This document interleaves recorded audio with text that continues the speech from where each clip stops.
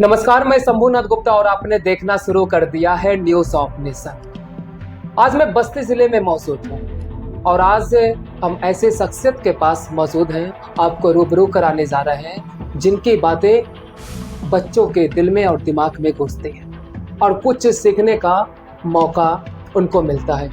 आज हम बात कर रहे हैं सनराइज स्कूल के प्रधानाचार्य के डॉक्टर फैसल अख्तर हमारे साथ मौजूद हैं। सर, आपका बहुत बहुत स्वागत है। नमस्कार। मैं सबसे पहले आपका हाल जानना चाहूँगा, कैसे हैं आप सर? एकदम बढ़िया, फिट एंड फाइन।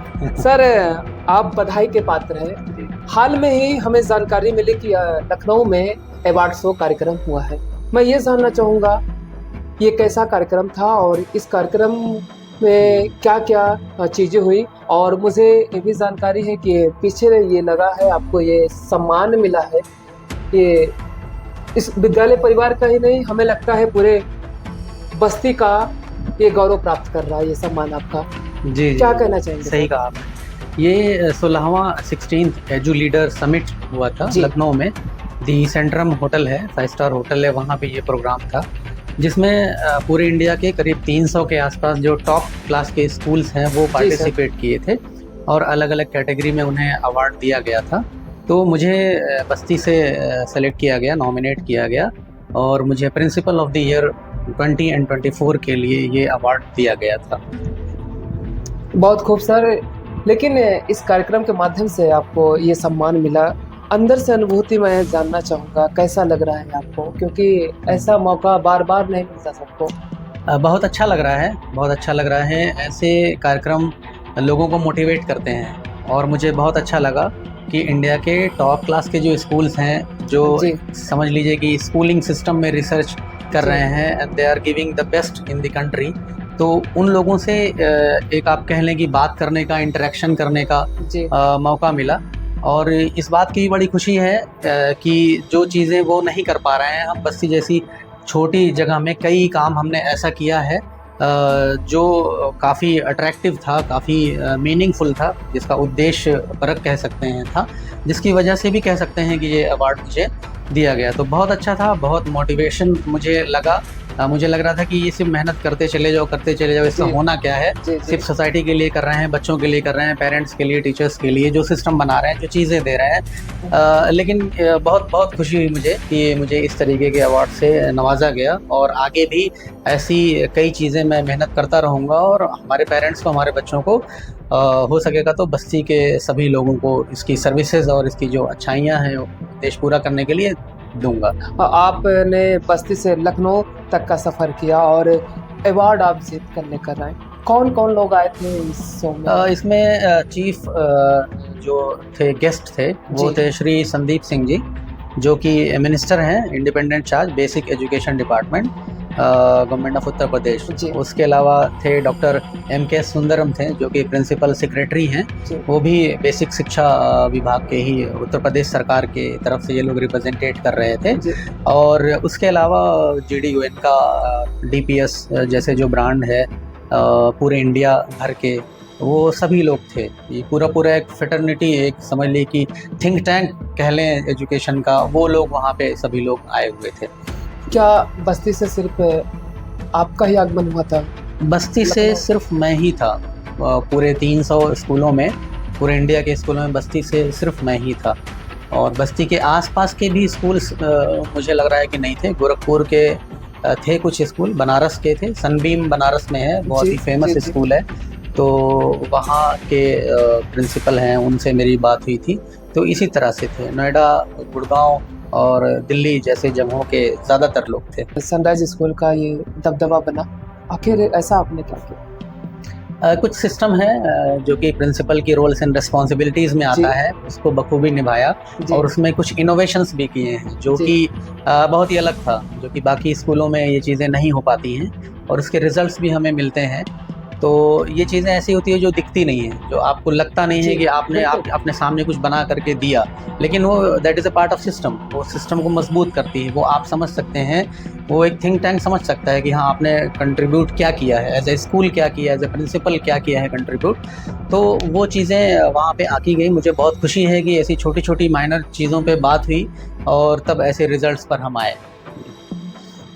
बहुत अच्छा लगा सर आपसे बात करके। और दूसरी चीज़ ये कि ऐसे ऐसे जब अवार्ड्स होते हैं लखनऊ जैसे बड़े बड़े मंचों पर, और बस्ती हमारा एक छोटा शहर है, जी तो भविष्य में क्या इसका शिक्षा पर क्या असर पड़ेगा, हमारे दर्शक आपसे जानना चाहेंगे। जी जी जी, आपने सही कहा कि छोटी सी जगह है और लखनऊ में मैं गया 5 स्टार होटल, 5 स्टार प्रॉपर्टी, वहाँ जी। क्या सिस्टम, पहले तो ये देख करके ही लगता था कि भाई हम जैसे स्कूल वाले यहाँ पहुँच ही गए हैं, यही बड़ी बात है। जी और फिर उसके बाद वहाँ उन लोगों के बीच में बात किया तो ये चीज़ समझ में आई कि बहुत ही छोटी छोटी चीज़ों पे बात होती है। ऐसा नहीं कि सिर्फ टीचर आया पढ़ाया और चला गया, वहाँ पे बच्चों के हेल्थ की बात हुई, उनके जी। न्यूट्रिशन की बात हुई, जी और उनके ओवरऑल डेवलपमेंट की बात हुई, और टीचर्स ट्रेनिंग की बात हुई, जी। पेरेंट्स ट्रेनिंग की बात हुई, जी। स्कूल को किन चीज़ों पे आगे आना है उस पर, ग्लोबल वार्मिंग की बात हुई, प्लांटेशन की बात हुई, हर एक एस्पेक्ट को जो है माइन्यूटली उस पर बात की गई। और अगर इन चीज़ों को, मुझे लगता है बस्ती में भी हमारे बच्चे हुए या बाकी स्कूलों के भी बच्चे हुए,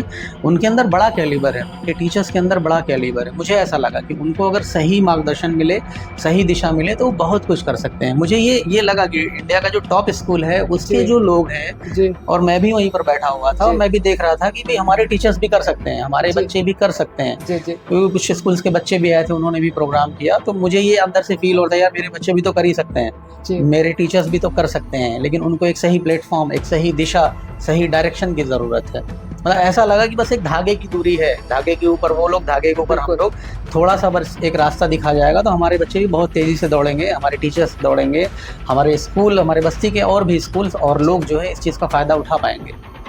लेकिन सर ये शिक्षा से संबंधित इतना बड़ा कार्यक्रम लखनऊ जैसे मंचों पर हुआ और आप बस्ती से लखनऊ तक सफ़र किए, ये सम्मान लेकर आए, आज ये बस्ती की गरिमा बढ़ा रही है, बहुत अच्छी बात है। लेकिन हम एजुकेशन सिस्टम पर बात करेंगे। क्या भारत का एजुकेशन सिस्टम कैसा लगता है आपको? क्योंकि जो चीज़ें होनी चाहिए क्या वही हो रहा है या फिर उसका जी, अपोजिट हो रहा है? देखिए, अगर एजुकेशन सिस्टम की बात करेंगे, अभी का जो एजुकेशन सिस्टम है वो समझ लीजिए कि अंग्रेज़ों से उधार लिया हुआ सिस्टम है।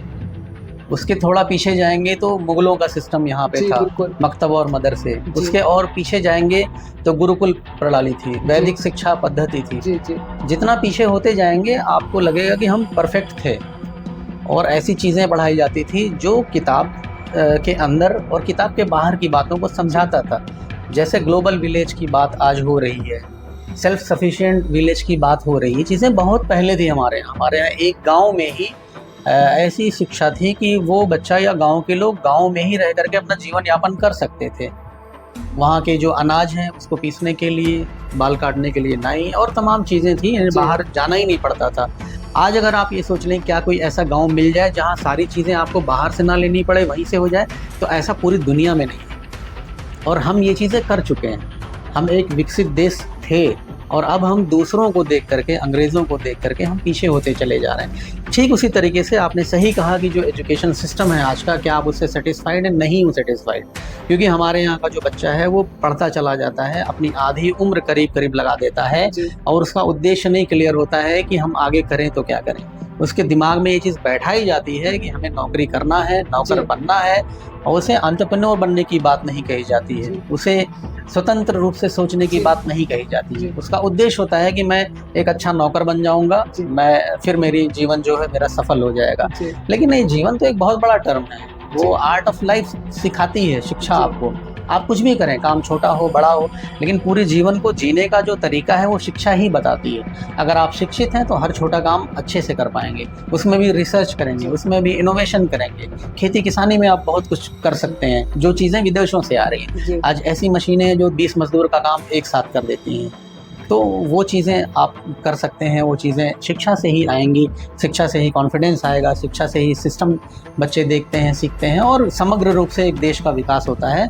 तो ये इस पे जो है NEP न्यू एजुकेशन पॉलिसी आई हुई है, NCF आया हुआ है जो नेशनल करिकुलम फ्रेमवर्क है, इन चीज़ों पे बात की गई है। गांधीयन फिलॉसफी एक चीज़ है जो महात्मा गांधी ने दी थी।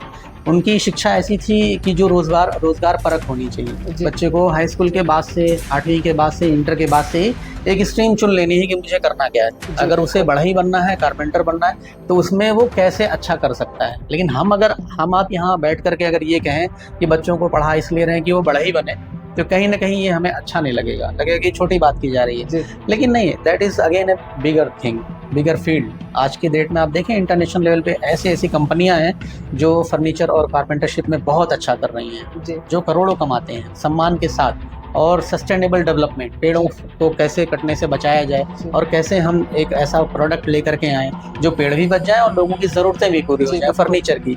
तो ये आपने कुछ किया, कंट्रीब्यूट किया।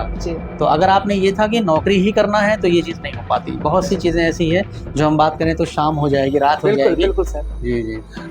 सवालों का सर जवाब देना बखूबी से आप जानते हैं, लेकिन हमारा सवालों का दायरा बहुत लंबा है। लेकिन हमारा सवाल ये है कि सरकार तमाम तरह के नियम लेकर आ रही है, गांव के अंतिम झोपड़ी तक शिक्षा व्यवस्था को सुचारू रूप से चले, सही ढंग से चले, तमाम तकनीकें निकालती है। लेकिन हम कुछ पुरानी बातें अगर आपके सामने पेश करें, डॉक्टर APJ अब्दुल कलाम जो न्यूज़ पेपर दिन में बेचते थे और रात में लैंप के आगे वो पढ़ाई करते थे। लेकिन आज का वातावरण ऐसा है कि हमारे बच्चे, आपके बच्चे एक AC में पढ़ रहे हैं, लेकिन बच्चा सफल नहीं हो पा रहा। आखिर ऐसा क्यों? देखिए, दो चीज़ें हैं, शिक्षा और उसके साथ साथ डिसिप्लिन, एजुकेशन एंड डिसिप्लिन। जब आप संघर्ष करते हैं तो डिसिप्लिन आ जाती है। जी, जैसे आपने बात कही कि लैंप के नीचे पढ़ते थे, बिल्कुल। तो वो दौर ऐसा था कि अगर आपको दिन में पढ़ाई कर लेनी है तो उजाला मिल जाएगा, दिन में पढ़ाई नहीं कर पाएंगे तो रात में आपको लैंप के नीचे बैठ के पढ़ना था। जी। तो ये बात हमेशा से कही जाती है कि लैंप के नीचे पढ़ा, लैंप के नीचे पढ़ा। लोगों ने, हमारे जो पुरखे रहे हैं, जिन लोगों ने बहुत सारी चीज़ें अचीव की है, तो उसमें ये भी चीज़ थी कि अगर आप दिन में नहीं पढ़ पाएंगे तो रात में आपको लैंप के नीचे पढ़ना पड़ेगा। उसका एक पहलू ये हुआ जी। तो उससे भी लोगों के अंदर डिसिप्लिन था कि हमें टाइम से पढ़ लेना है, नंबर 1 ये। दूसरी चीज़, एक गरीबी इतनी ज़्यादा थी कि लैंप भी लोगों के यहाँ नहीं था। बिल्कुल। तो और दूसरी इसमें एक पहलू और भी मैं ऐड करना चाहूँगा, ये कि दिन में तो आपने पढ़ा, अब रात में पढ़ना है तो लैंप से पढ़ रहे हैं। तो ये इस चीज़ का it was an epitome, symbol कि ये पढ़ने वाला लड़का है, क्योंकि दूर दूर से लैंप दिख जाता है। तो अगर 1000 लोगों के बीच में कोई लैंप वाला बंदा दिख रहा है तो वो दिखता था कि ये पढ़ रहा है। तो दूसरा आपने जो सवाल किया उसका दूसरा पहलू ये है कि क्यों नहीं सक्सेस हो पा रहे हैं। बिल्कुल, क्योंकि राजस्थान कोटा में जैसे लोग जब रिजल्ट आता है तो सुसाइड कर लेते हैं, माँ बाप रोते हैं कि हमारा आज का ये जो दिया था वो बुझ गया। बड़ी तकलीफ होती है ऐसे समाचार जब हमारे समझ आते हैं, उन खबरों को मैं टाइप करता हूँ तो बड़ी तकलीफ होती है। जी। मैं इसका जवाब ऐसे देना चाहूँगा कि देखिए, सरकार का हम हर जगह नाम लेते हैं। जी बिल्कुल। और किसी भी देश में सरकार का होना ये बताता है कि ये एक सभ्य देश है। जी। क्योंकि जब सरकार नहीं थी तो सिस्टम अलग था, राजा महाराजा हुआ करते थे और न्याय ठीक से नहीं मिल पाता था, बहुत सारी चीज़ें थी। तो पहला तो ये कि सरकार है, इसका मतलब आप सभ्य हैं, शिक्षित हैं। सरकार जो है कुछ लोगों का एक प्रतिनिधित्व होता है। हमारा देश अब दुनिया का सबसे ज़्यादा आबादी वाला देश है। ऐसे में अगर आप ये सोचें कि हमारे एक प्रधानमंत्री पूरे देश को सुधार ले जाए, तो ये आप किसी ऐसी दुनिया में रहने वाली बात कर रहे हैं जो पॉसिबल नहीं है। आप ये सोचें, उनके जो नुमाइंदे हैं, प्रतिनिधि हैं जी, चाहे वो विधायक हो गए या फिर मंत्रीगण हो गए, वो सुधार ला पाएँ तो नहीं, ये चीज़ पॉसिबल नहीं है। भाई एक आदमी को 1 करोड़ आदमी नहीं समझा सकता है। ठीक है, सिस्टम है, प्रयास है, किया जाता है और उसको धरातल पर लाने की पूरी कोशिश की जाती है और सरकारें करती हैं और कर भी रही हैं। बिल्कुल। लेकिन इसमें सबसे जो महत्वपूर्ण चीज़ है जो मैं ऐड करना चाहूँगा वो हमारी मोरल वैल्यूज़ हैं, वो हमारी नैतिक शिक्षा है। जैसा कि मैंने अभी आपको थोड़ी देर पहले इन चीज़ों पे बात की। बिल्कुल। कि टीचर है, अगर वो कोई चैप्टर पढ़ा रहा है तो वो 2 दिन में अगर चैप्टर पढ़ा रहा है तो मेरा ये कहना है कि 4 दिन पहले उसको इंट्रोड्यूस कराए, 4 दिन तक बताए कि इसका महत्व क्या है, इसका उद्देश्य क्या है, तब वो उस पर आए। ठीक इसी तरीके से मोरल वैल्यूज़ का होना बहुत ज़रूरी है। आज अगर वृद्धाश्रम में आप जाएंगे तो आप ये पाएंगे कि 90% पढ़े लिखे लोग, अधिकारी या किसी रैंक, उनके माँ बाप वहाँ पे हैं। जी जी जी। तो ये कहीं ना कहीं हमारे पीठ पर इतना बड़ा छुरा है, जो लोग शिक्षा से जुड़े हुए हैं उनके पीठ पर इतना बड़ा छुरा है कि आप ऐसी जनरेशन तैयार कर रहे हैं जो डॉक्टर, इंजीनियर, लॉयर और डीएम तक बन जा रही है, लेकिन उनके अंदर ये मोरल वैल्यू नहीं है। क्या ये तरीका आप अपने बच्चों को देते हैं? सनराइज के बच्चों की मैं बात कर रहा हूं। हम अपने बच्चों को, अपने टीचर्स को बताते हैं कि मोरल वैल्यू सबसे पहले जी, सबसे पहले आपके माँ बाप हैं, आपके शिक्षक हैं, वो बता रहे हैं, वो चीज़ों को सुनिए। हमारे यहाँ क्लास का जो टॉपर बच्चा है वो ऐसा नहीं है कि टीचर से या आया से या ट्रांसपोर्ट स्टाफ से वो ऊंची आवाज़ में बात कर पाए। बिल्कुल, सारे स्कूल में होता है, मेरा स्कूल इस मामले में यूनिक नहीं है। तो सारे स्कूल इस पे मेहनत करते हैं। तो शिक्षा के साथ साथ हमें उन्हें मोरल वैल्यूज़ भी सिखानी है, उन्हें समझाना है कि बेटा तुम्हारी डिग्री सिर्फ एक कागज़ का टुकड़ा है और हर जगह डिग्री चिपका करके नहीं लेकर के जाओगे। तुम्हें तुम्हारे बातों से, तुम्हारे विचार से, तुम्हारे शब्दों से, तुम्हारे चलने फिरने के तरीके से लोग जानेंगे कि तुम शिक्षित हो, और अगर अच्छा करोगे तो वो झलकेगा तुम्हारे काम से। हो सकता है तुम अच्छे डॉक्टर बन जाओ और लोग तुम्हें गाली दें, ऐसा होता है, लेकिन अगर आप मोरल वैल्यू के साथ हैं तो अच्छे डॉक्टर भी रहेंगे और लोग आपको गाली नहीं, आपकी इज्जत देंगे। इसी तरीके से आप एक प्रशासनिक अधिकारी बन जाएंगे, लोग आपको गाली दे सकते हैं, लेकिन जब हम सिक्के के दो पहलू की तरफ, एक तरफ हम रखेंगे शिक्षा को और दूसरी तरफ रखेंगे हम डिसिप्लिन को, मोरल वैल्यूज़ को, लोगों के मान सम्मान को, सिस्टम जो चल रहा है, दुनिया जो चल रही है उसके बारे में बताते रहेंगे, समझाते रहेंगे, तो ये चीज़ें जो है समग्र रूप से इसका रिजल्ट आएगा और साथ साथ दोनों चीज़ें चलेंगी और एक अच्छा भविष्य, एक अच्छा भारत हम देख पाएंगे। Thank you so much sir कि आपने हमारे दर्शकों को ये जानकारी दिया। हम दिखाना चाहेंगे इस अवार्ड को, जो बस्ती की जनता है जो हमें देख पा रहे हैं, ये सरकार सम्मान है जो लखनऊ की पावन भूमि पर ये सम्मान मिला है। और ये सम्मान हम आपको बताना चाहेंगे प्रिंसिपल ऑफ द ईयर 2024। ये स्कूल परिवार का ये सम्मान नहीं बल्कि ये पूरे बस्ती को आज ये सम्मान मिला, क्योंकि 300 स्कूलों में से हमारा जो बस्ती का विद्यालय है सनराइज ये टॉप पर है। और यहाँ पर नियम कानून तमाम प्रकार के हमारी जो इनकी टीम थी ऊपर से उनके द्वारा सर्वे की गई और ये सर्वे के बाद अग्नि परीक्षा हुआ, उसके बाद ये रिजल्ट आया और ये वहाँ पर सर को सम्मान मिला। तो मैं चाहूँगा कि मैं सर विदा ले रहा हूँ और आप बधाई के पात्र हैं। एक बार फिर से मैं न्यूज़ ऑफ नेशन की टीम की तरफ से मैं आपको बहुत बहुत बधाई दे रहा हूँ। मैं शंभुनाथ गुप्ता इसी के साथ विदा ले रहा हूँ। हमारी मुलाकात आपसे फिर होगी, तब तक के लिए नमस्कार, जय हिंद, जय भारत।